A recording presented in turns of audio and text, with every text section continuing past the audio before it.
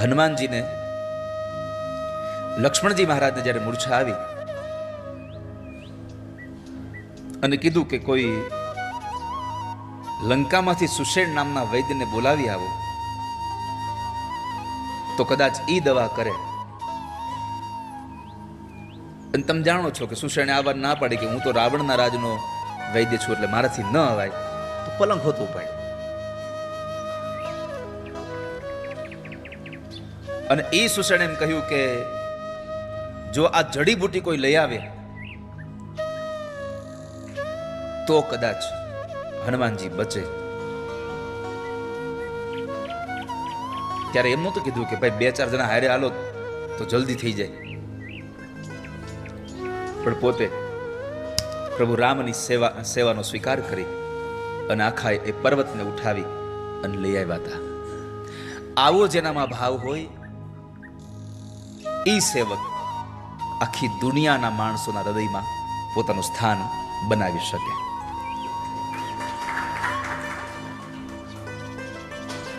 જેને સેવકનો જ ભાવ છે.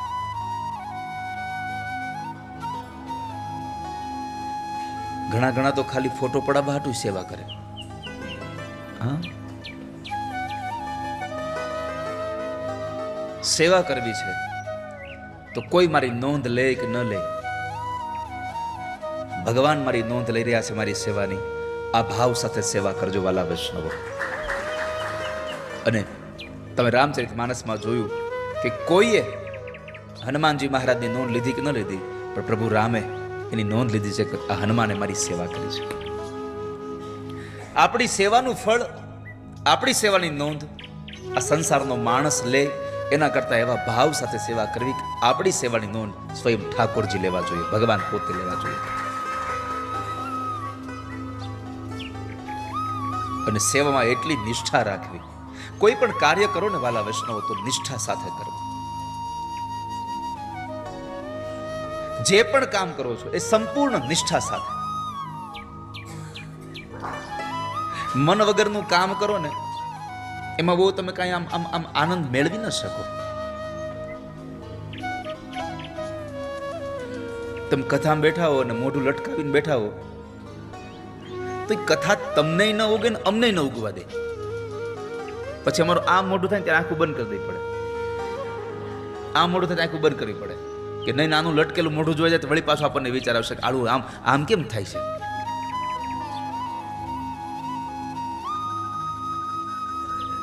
જે પણ કામ કરો છો અને એમ લાગે કે અહીંયા આવીને આપણે આમ જ બેહવું છે તો આના કરતા રૂમમાં સારું છે ને પગ લાંબા કરીને તો બેહાય.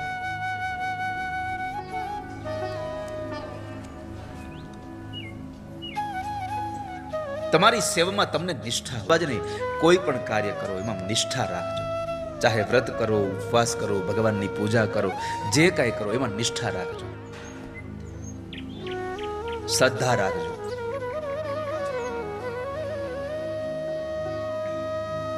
શ્રદ્ધામ દેહી શ્રાદ્ધ, શ્રદ્ધાથી કરેલી વસ્તુ તમારું શ્રાદ્ધ બની જાય છે. આ દુનિયામાં શ્રાદ્ધની વાત આવી તો તમને યાદ કરાવી દઉં. આપણી માનસિકતા એવી છે, શ્રાદ્ધ એટલે શું? તો કે છોકરો ટકો કરાવે, માથામાં ચોટલી રાખે, ધોતિયું પહેરી અને ગોરબાપા એને ગામના પાદરમાં પીપળા હેઠે લઈ જાય અને ન્યા બેહીન પછી એને ઓલા બધા દાબડાના ઓલા ચટ બનાવે ને એમાં એની પૂજા કરાવે અને પછી અડદના લોટના પિંડ મૂકે અને એ પિંડદાન એ છોકરો પાણીમાં નાખી આવે, એને શ્રાદ્ધ કહેવાય. ગુરુજી,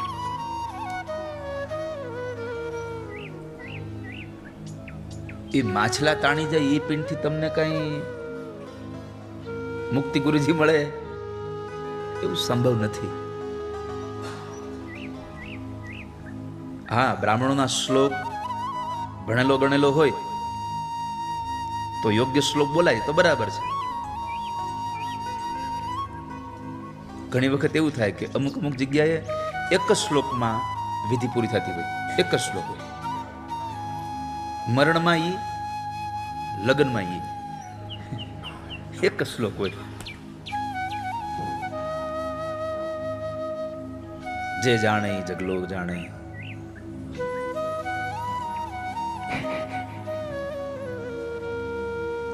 પાણીમાં પિંડ મૂકતો જા આમ. શું માછલા પિંડ ખાઈને પર ગોકર્ણ મહારાજ જેવા ગોકર્ણ મહારાજે શ્રાદ્ધ કર્યું છતાં પણ ધુંધુકારીને મોક્ષ ન મળ્યો. તો તમે કલ્પના કરો કે આપણા છોકરા ગોકર્ણ તો છે નહીં. હે લાલા, આમ પિંડ મૂકો ને માછલા તાણી જાય, એમાં મુક્તિ નહીં મળે તમને.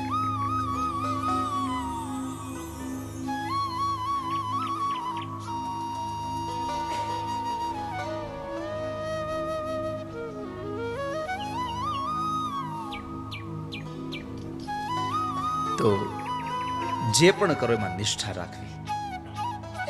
શ્રદ્ધાથી કરશો તો શ્રાદ્ધ થઈ જશે. અને હનુમાનજીની નિષ્ઠા કેવી હતી એનો એક પ્રસંગ કહી અને થોડીક વાતો ભગવાન હનુમાનજીની કહીને આપણે કથાના વિશ્રામ તરફ પ્રયાણ કરીએ. કારણ કે એક પૂળો પછી કેટલો, અને આમે પછી એક લોટા છાશમાં કેટલીક કથા હોય. એક ગોરબાપા સવારમાં ભિક્ષા લેવા માટે આવ્યા.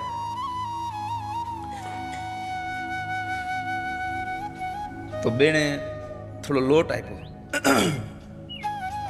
અને એમાં ગોરબાપાએ જોયું કે અહીંયા ઠાકોરજીની કૃપાથી 2-4 ભેંસો ને ગાયો બધું છે. તો બેનને પૂછ્યું કે બેન છાશ છે તો લેતો જાવ.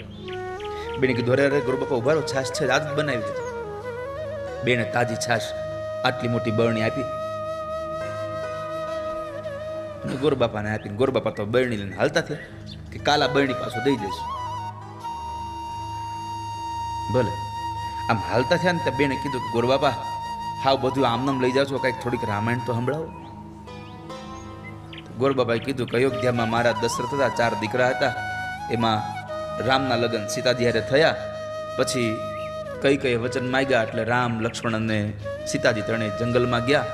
ત્યાંથી સીતાજીનું હરણ થયું, રાવણ લઈ ગયો. અને ભગવાન રામ હનુમાનજી જેવા બધા વાંદરાઓને હારે લઈને લંકામાં ગયા. ત્યાં જઈને રાવણને મારીને સીતાજીને પાછા લઈ આવ્યા. રામ રાજ્યની સ્થાપના થઈ. બોલો રામચંદ્ર ભગવાન કી જય. તો ઓલા બેન કે આટલી રામાયણ હોય? હાવ કંઈક થોડુંક તો કંઈક. તો કે એક લોટા છાશમાં કેટલીક હોય? આમાં આટલી જ હોય. એમ તમને માર ન કેવું પડે તમે ક્યાં કોઈ મને દક્ષિણા દીધી તમને વધારે કથા કરું. પણ દક્ષિણાની વાત આવી છે તો એટલું કહું વાલા ભક્તજનો કે આ 5 દિવસની આ કથાના અંતે મારો હક પણ બને છે તમારી પાસે દક્ષિણા લેવાનો, તમારી ફરજ બને છે મને દક્ષિણા દેવાનો. પણ એ દક્ષિણામાં આપ ઈચ્છો તો એવું કરજો કે આવતીકાલથી ઘરે જઈને રોજ દામોદર સ્તોત્રનો એક પાઠ કરજો. આપ સૌ નિત્ય દામોદર સ્તોત્ર ગાજો.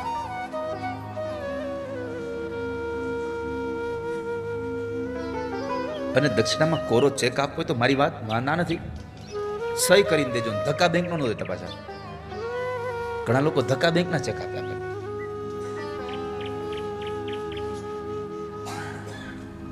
તો નિષ્ઠા કેવી હોય એની એક રામચરિતમાનસમાં ઉદાહરણ છે. માં જાનકીને રાવણને હરાવીને, રાવણને મારીને જ્યારે ભગવાન લઈને ગયા અને અયોધ્યામાં રામ રાજ્યની સ્થાપના થઈ, 14 વર્ષનો વનવાસ ભોગવ્યો ભગવાન. ત્યારે અયોધ્યામાં રહેલા ભરતજી મહારાજ, શત્રુઘ્ન મહારાજ, માં જાનકી, આ બધાને થયું હવે આપણે પ્રભુ રામની સેવા કરવી છે. કારણ આ 14 વર્ષ તો ઓલા હનુમાને એકલે જ સેવા કરી. કાંઈક એવું એટલે હનુમાનને, કાંઈક એવું એટલે હનુમાનને. અને તમે જેના સેવક બનો ને એના સેવકમાં હનુમાન જેવું રાખજો. કાંઈ પણ કામ ચીંધે નીકળે જ પડવાનું, કૂદી પડવાનું. ઘણા એવા આ ઓલાને કયો ને એ મન નહીં, એ અમારાથી નહીં થાય. સેવક બનવું તો હનુમાન જેવું. રામજી કોઈ પણ કામ ચીંધે નીકળી પડે. કોઈને ચીંધે ની પેલા હનુમાનજી આવી જાય, મને લાવો હું. તો બધા લોકોએ નક્કી કર્યું કે 14 વર્ષ સુધી આપણા હાથમાં કાંઈ સેવા આવી નથી, માત્ર ને માત્ર પેલા હનુમાને સેવા કરી છે, આપણે બધાને સેવા કરવી છે. શું કરવું?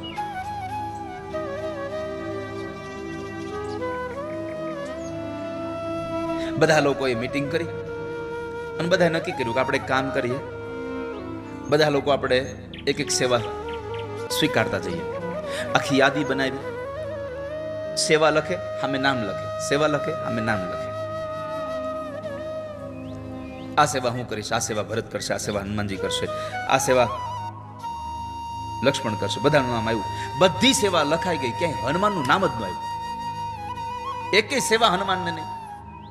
હનુમાનજી તો રોજ ભગવાનની સેવામાં હાજર રહેતા હતા, એમાં બરાબર હનુમાનજી મહારાજ હાજર થયા સેવામાં, અને એમાં ભગવાને એક કામ ચીંધ્યું. હનુમાનજી કામ કરવા ઊભા થયા, ત્યાં લક્ષ્મણજી કીધું બરોબર, આ કામ હવે સેવા મારી છે, આ સેવા હું કરીશ.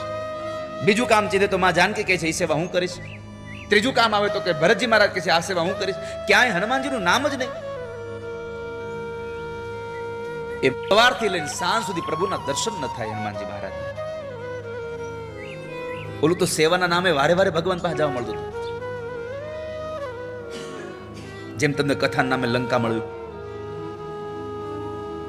એવું નથી કે બધા કથા સાંભળવા આવ્યા. જેટલા લોકો કથા સાંભળવા નથી આવ્યા, તમારા મનને પૂછજો, ખરેખર આપણે કથા સાંભળવા આવ્યા છીએ? આપણે તો કથાના નામે આવ્યા છીએ. કથાના નામે આવ્યા તો તમને શ્રીલંકા મળી ગયું, કથામાં જ આવ્યા તો તમને શું મળી જાય વાલા ભક્તજનો? આપણે તો વિચાર્યું નહોતું કે આટલો જૂનો આપણને અમે પહેલી વખત આવ્યા ત્યારે ગુરુજી નથી ગયા. આપણે કાલે જે પેલી ટ્રેન જોવા ગયા ને, એ આજ જ આ વખતે જ જોઈ મેં. પહેલી વખત આપણે ગયા જ નથી દર્શનની ટ્રેન જોવા, તો તું આ વખતે ન ગયો, હવે તારે હાટું ત્રીજી વાર આવવું પડશે.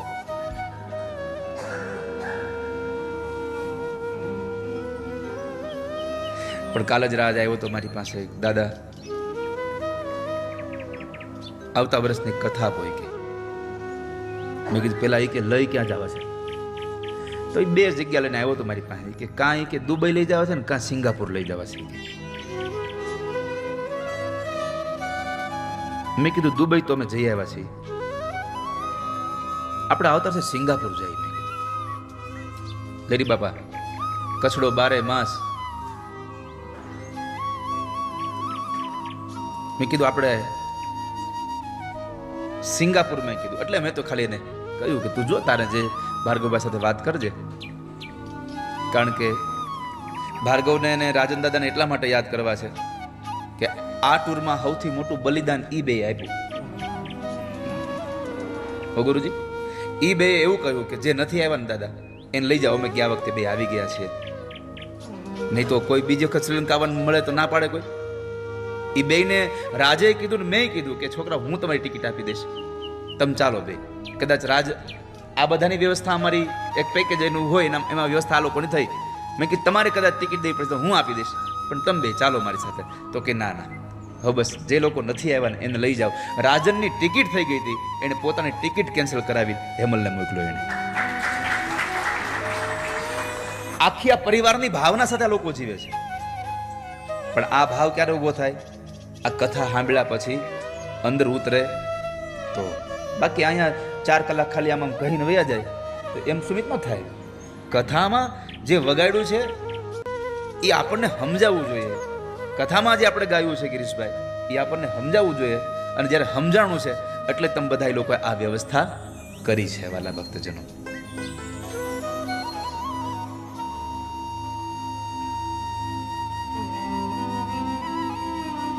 તો હનુમાનજીને સેવાના નામે પણ ભગવાન સુધી જવા મળતું હતું, પ્રભુ સાથે બેસવા મળતું હતું, પ્રભુ હારે વાત કરવા મળતી હતી. હવે સેવા વહી ગઈ બધી, તો માણસ એટલા દુઃખી થયા. જેમ લક્ષ્મણજી મહારાજ ભગવાન રામના પગ દબાવતા દબાવતા જનકપુરના એ વાડીમાં લક્ષ્મણજી રોતા હતા.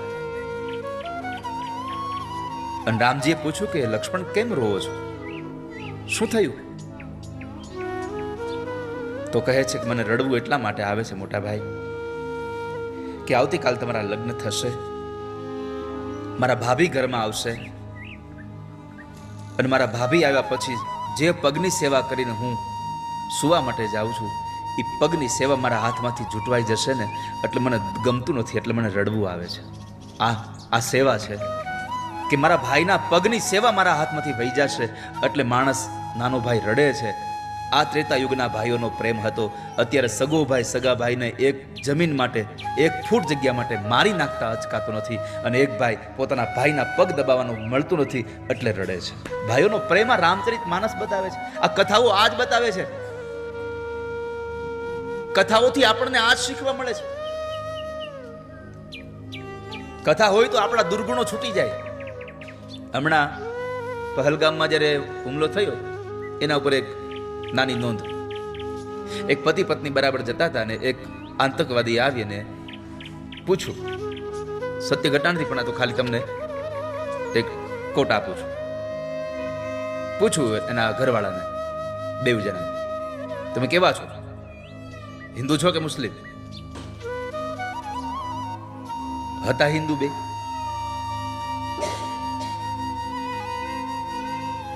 છતાં કહી દીધું કે અમે મુસલમાન છીએ. જીવ તો બધાને વાલો હોય.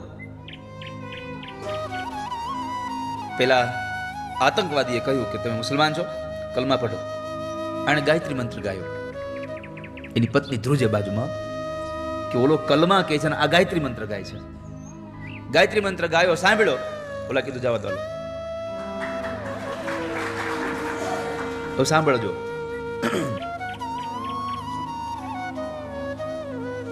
ગાયત્રી મંત્ર ગાયો ને કીધું જવા દો એટલે બે નીકળી ગયા. પછી પત્નીએ પૂછ્યું તમે ખોટું કેમ બોલ્યા? મુસલમાન કીધું તમે, આ કલમા પડવાનું કીધું, આ તો સારું થયું એને આપણને જવા દીધા, પણ એને ગાયત્રી મંત્ર ગાયો તોય કેમ જવા દીધા? ત્યારે એ પુરુષે બહુ સુંદર જવાબ આપ્યો હતો કે ગાયત્રી મંત્રમાં અને કલમામાં જો એને ખબર પડતી હોત તો એ આતંકવાદી થયો જ ન હોત. એ આતંકવાદી જ ન બન્યો હોત. એ બેયમાં જો એને તફાવત ખબર હોત તો જેને કલમા પડ્યો હોય એ આતંકવાદ ન બને. જેને ગાયત્રી મંત્ર સાંભળ્યો હોય, જે માણસે ભાગવતની કથાઓ કરી હોય, જે માણસે ભાગવતની કથાઓને જીવનમાં સાંભળી હોય એનો આતંકવાદ ન થાય.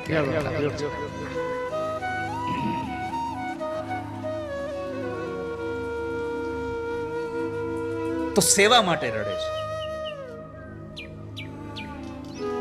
કે મને મારા મોટા ભાઈની સેવા નહીં મળે. હનુમાનજી મહારાજ બાર ઉભા રાત્રે રોજ રડે છે.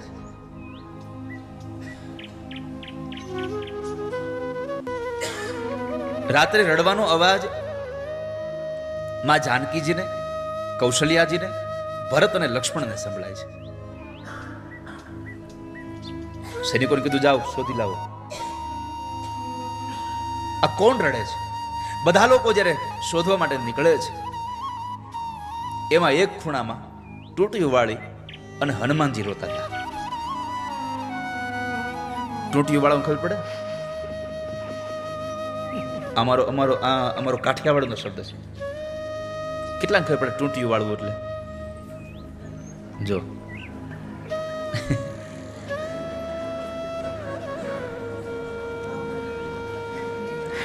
ગોઠણ નાકે અડાડીને હુઈ જવું ને ટૂંટીઓ વાળી કહેવાય.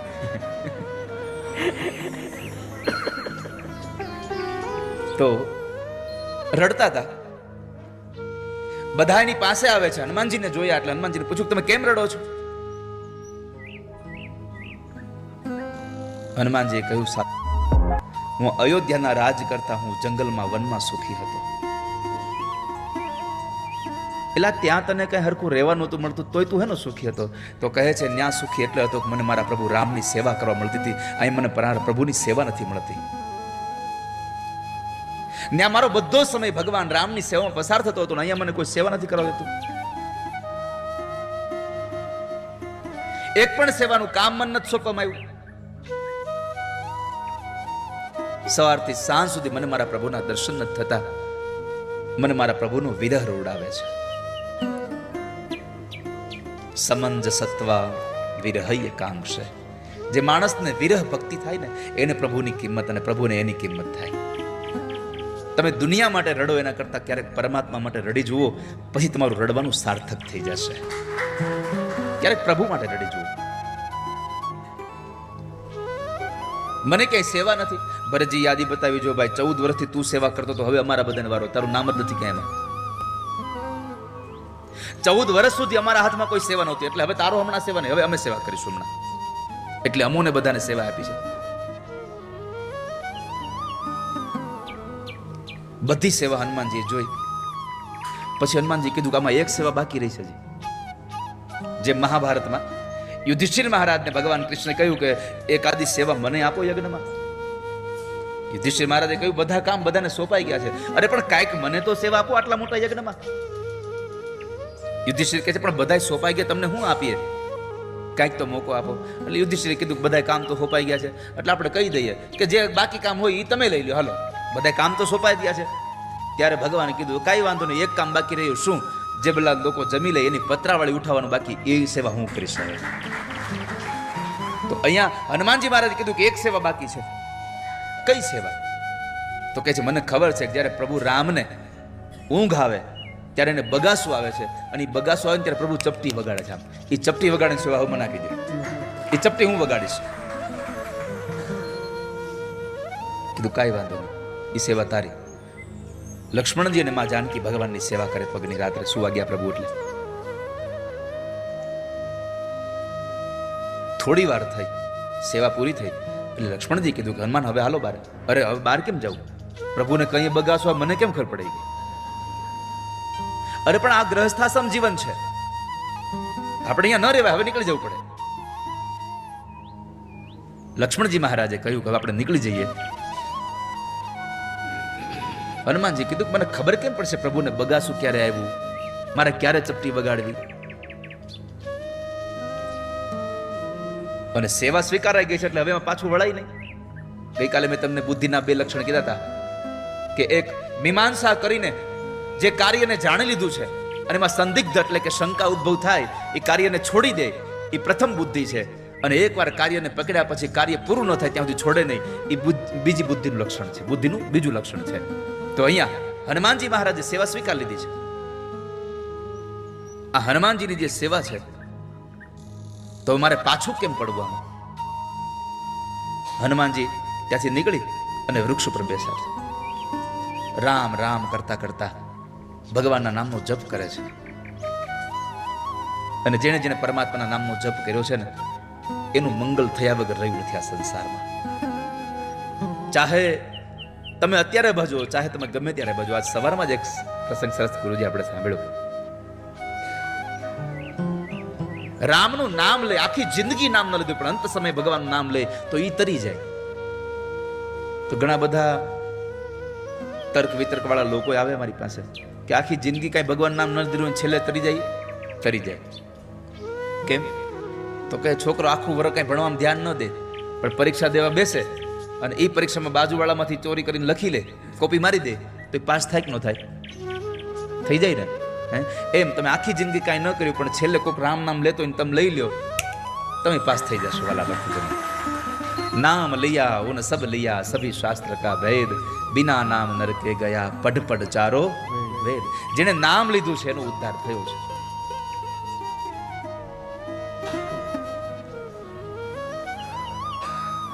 તો નામ લેશો તો તમારો ઉદ્ધાર થઈ જશે.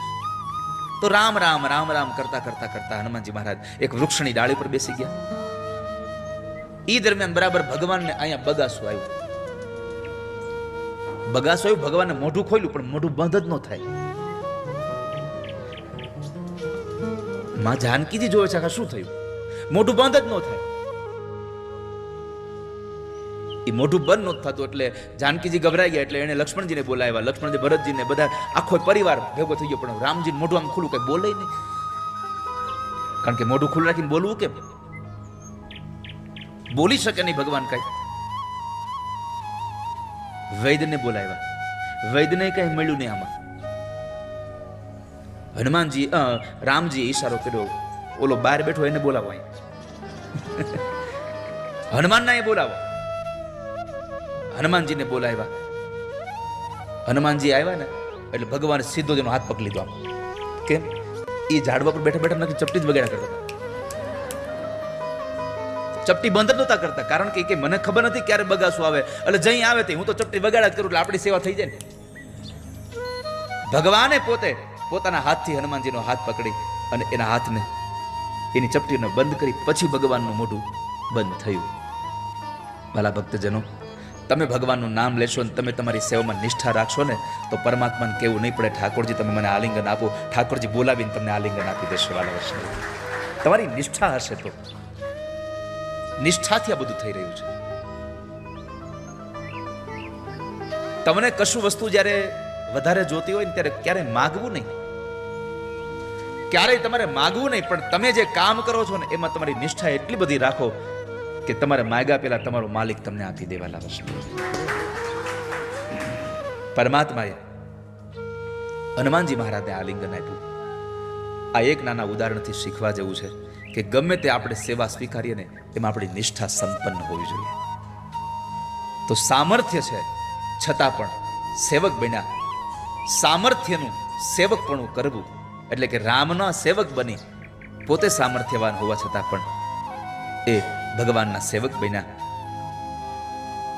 રામાયણમાં આ બધા પ્રસંગોનું દર્શન કરીએ તો હનુમાનજી મહારાજમાં આ બધી જ ભક્તિઓ ભરી છે, આ સેવા ભક્તિ ભરી છે. તો એટલે જ માં જાનકીએ જ્યારે અનેક વરદાનો આ લંકાની ભૂમિમાં હનુમાનજી મહારાજને આપ્યા કે તારાથી બહુ પ્રસન્ન થઈ છું, અષ્ટસિદ્ધિ તને આપું છું, નવનિધિ તને આપું છું, અષ્ટસિદ્ધિનો દાતા તને બનાવું છું, આ બધું તને આપું છું. હનુમાનજીને કઈ ફેર જ ન પડ્યો, કશો જ ફેર ન પડ્યો. પણ જ્યારે માએ એમ કહ્યું કે તે મારી આટલી સેવા કરી છે, તે મને આટલી રાજી કરી છે, હું તને એક વરદાન આપું છું મુંબઈ સે કે તું ભગવાન રામનો નિત્ય સેવક બનીને રહીશ અને પ્રભુ રામ તારા પર કૃપા કરશે. આટલા શબ્દો સાંભળ્યા હનુમાનજી મીંડા નાચવા. જ્યારે નાચી રહ્યા છે કારણ મને પરમાત્માનો સેવક બનવા મળ્યું છે, મને મારા પ્રભુ રામનો સેવક બનવા મળ્યું છે. માતાજીને વંદન કર્યા છે, પરમાત્મા પાસે પ્રભુની સેવા માંગી છે.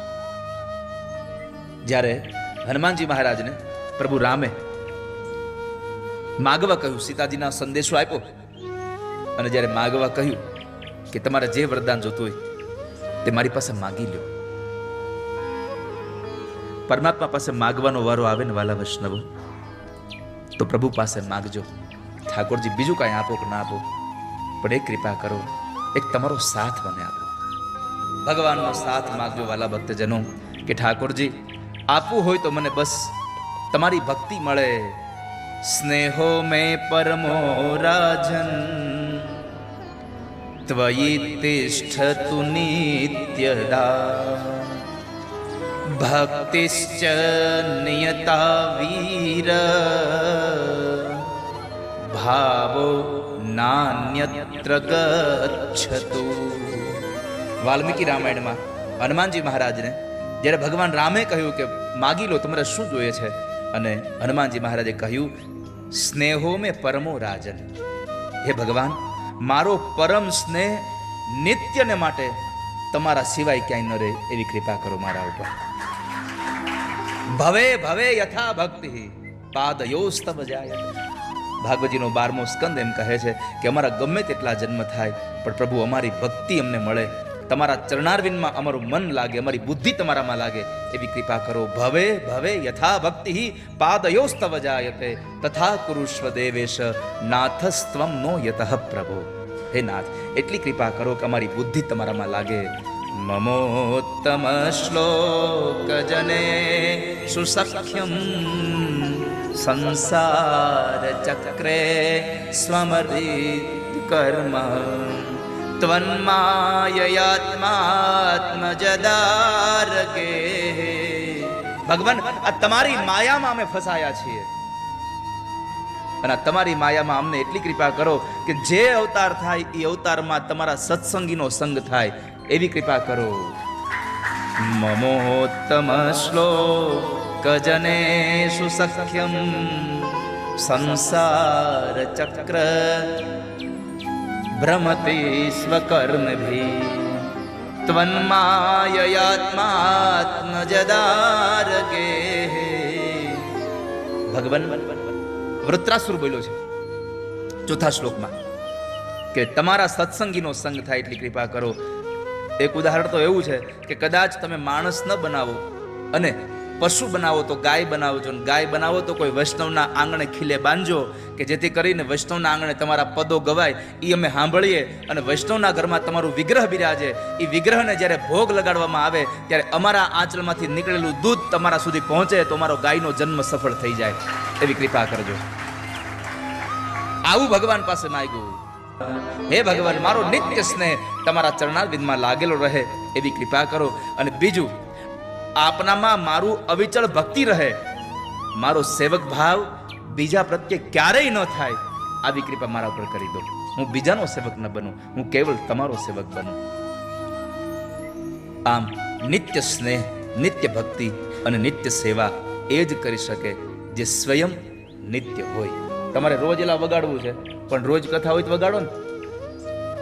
મારે તો રોજ કથા કહેવી, પણ રોજ કથા હોય તમને કહી શકું. તમારે રોજ કથા સાંભળવી છે, કથા હોય તો સાંભળી શકો. અને કથા હોય પણ તમે હોવા જોઈએ ને.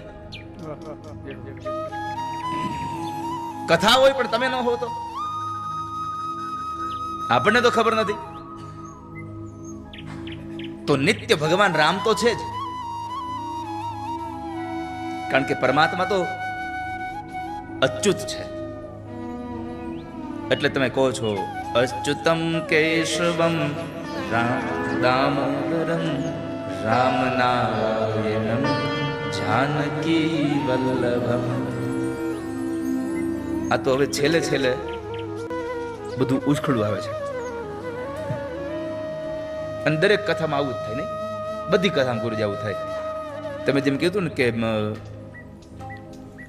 કઈ બધું તો તમને દઈ ન દેવાય, એમ હવે હવે બધું ઉપડ્યું. હવે અંદરથી પોતે ધક્કો મારે છે કે તું મને ગા, મને ગા, મને ગા.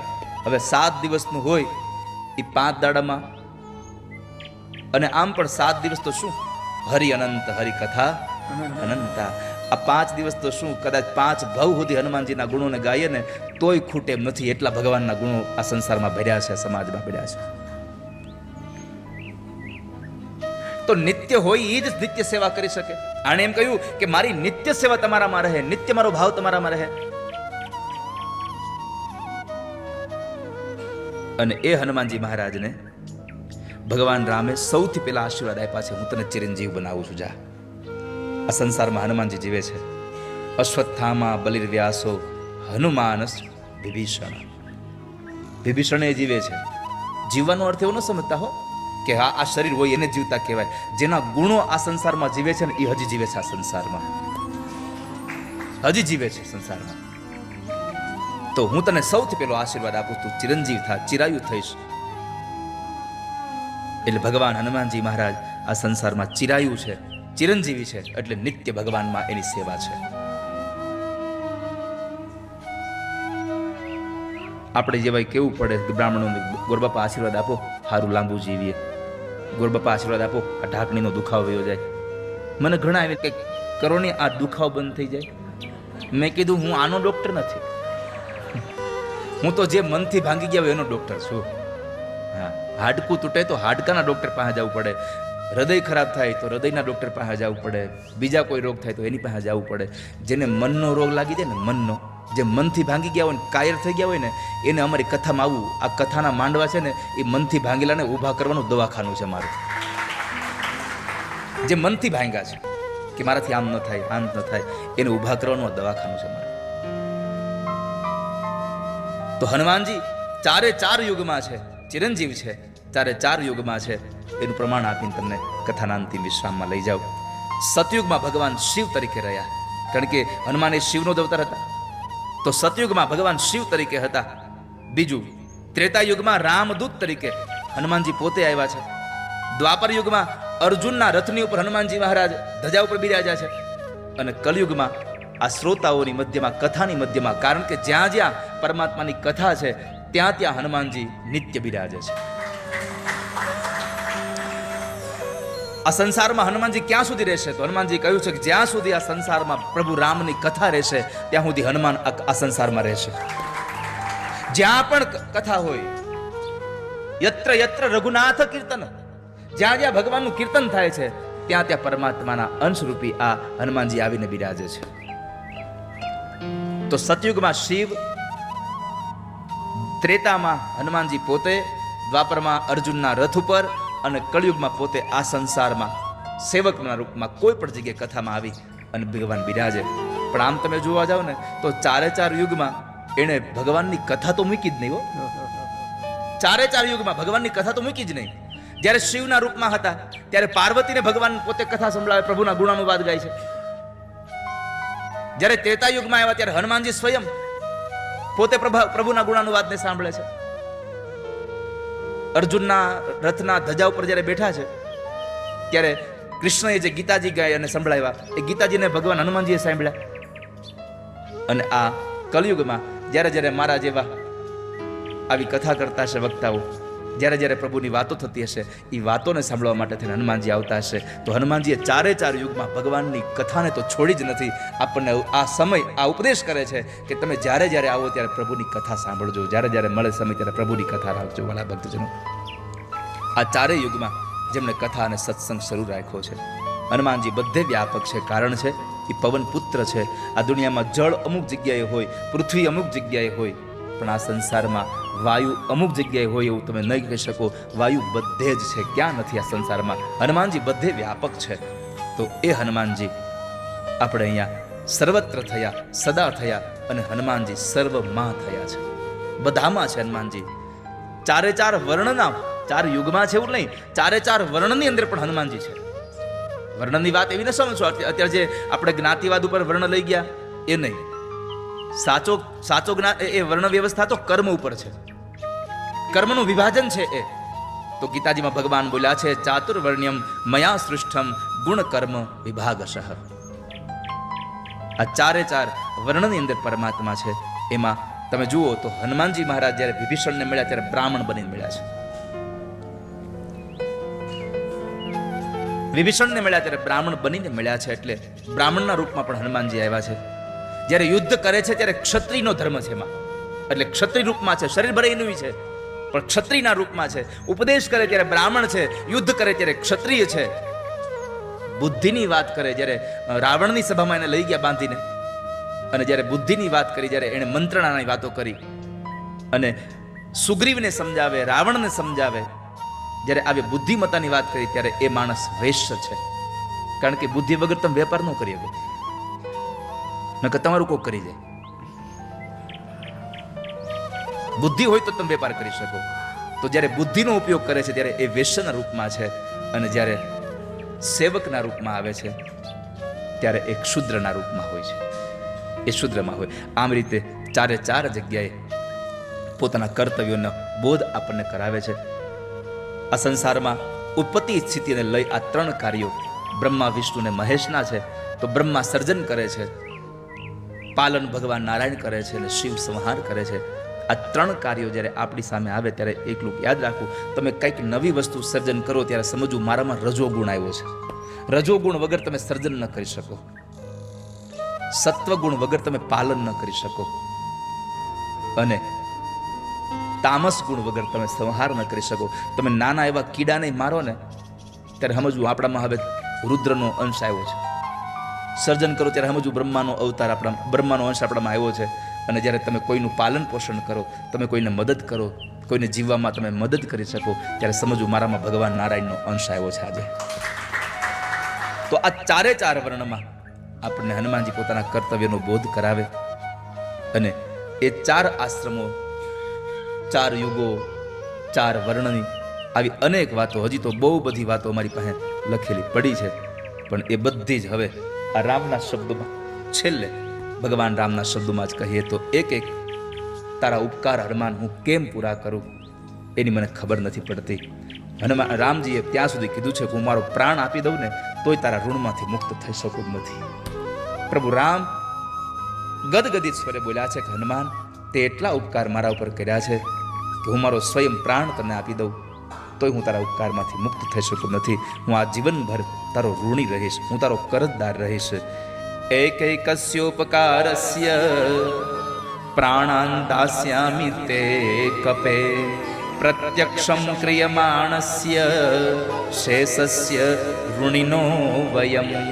હું શેષ એટલું કહેવા માંગુ છું હનુમાન કે જીવનભર હું તારે ત્યાં તારો ઋણી બની રહીશ. હું તારો ઋણી બનીને આ સંસારમાં રહી શકીશ.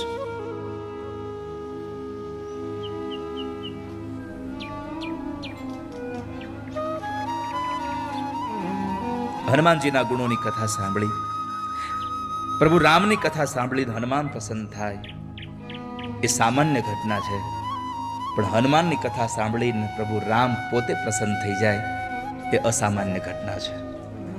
જ્યારે જ્યારે હનુમાનના ગુણોને સાંભળ્યા છે, અગસ્ત્ય મુનિના મુખેથી હનુમાનજીના ગુણોને, હનુમાનજીની કથાને પ્રભુ રામે સાંભળી છે.